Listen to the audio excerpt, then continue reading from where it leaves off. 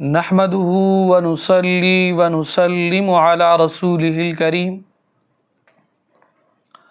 اما بعد فاعوذ بالله من الشيطان الرجيم بسم الله الرحمن الرحيم قال الله تبارك وتعالى في القرآن المجيد افلا يتدبرون القرآن ام على قلوب اقفالها صدق اللہ العظیم۔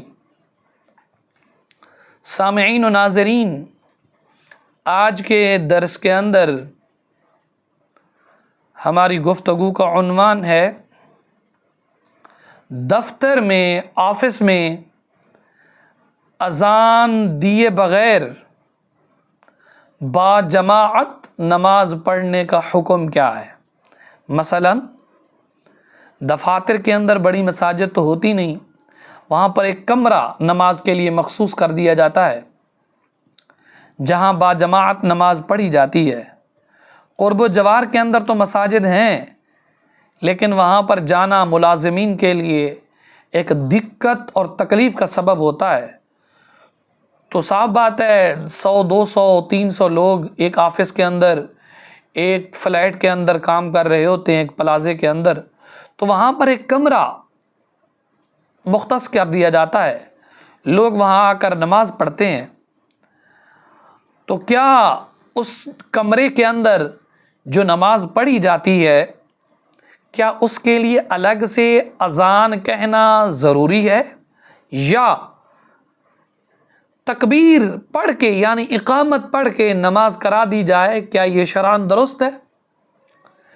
تو آئیے قرآن و حدیث کی روشنی کے اندر اس کا ذرا جواب سماعت کیجئے۔ یاد رکھیے، اگر آفس کی مسجد یعنی وہ کمرہ جس کو بیت المسجد یعنی مسجد کے لیے وہ جگہ مختص کی گئی، اس جگہ پر قرب و جوار کی مساجد کی اذانوں کی آواز آتی ہے تو پھر تو الگ سے اذان دینے کی کوئی ضرورت نہیں ہے۔ اگر قرب و جوار کی مساجد سے آواز نہیں آتی تو اذان دے دی جائے، یہ احسن عمل ہے۔ البتہ جماعت کے لیے اقامت کہی جائے گی، لیکن اگر اذان بھی کہہ دی جائے، علامہ نظام الدین حصکفی رحمۃ اللہ تعالی علیہ فرماتے ہیں افضل ہے، زیادہ بہتر ہے۔ وَلَا يُكْرَهُ تَرْكُهُمَا لِمَنْ يُصَلِّي فِي الْمِصْرِ إِذَا وَجَدَ فِي الْمَحَلَّةِ، اس شخص کے لیے اذان و اقامت کا ترک کرنا مکروہ نہیں ہے جو شہر میں نماز پڑھتا ہے اور محلے کی مسجد میں اذان و اقامت ہوتی ہے۔ فرمایا وَلَا فَرْقَ بَيْنَ الْوَاحِدِ وَالْجَمَاعَةِ هَكَذَا فِي التَّبْيِينِ، اس مسئلے میں تنہا نماز پڑھنے والا اور جماعت میں کوئی فرق نہیں ہے۔ فرمایا هَكَذَا فِي التَّبْيِينِ، تبیین الحقائق میں بھی اسی طرح ہے۔ وَالْأَفْضَلُ أَن يُصَلِّيَ بِالْأَذَانِ وَالْإِقَامَةِ كَذَا فِي التَّمَرْتَاشِ، فرمایا افضل یہ ہے کہ اذان و اقامت کے ساتھ نماز پڑھے، جیسا کہ فتاوی تمرتاشی کے اندر موجود ہے۔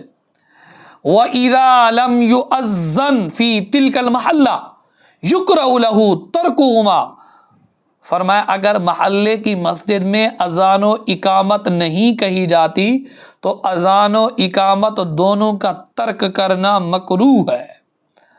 اور فرمایا وَلَوْ تَرَكَ الْأَذَانَ وَحْدَهُ لَا يُكْرَهُ كَذَا فِي الْمُحِيطِ، فرمایا کہ اگر صرف اذان ترک کی تو مکروہ نہیں ہے، جیسا کہ محیط کے اندر ہے۔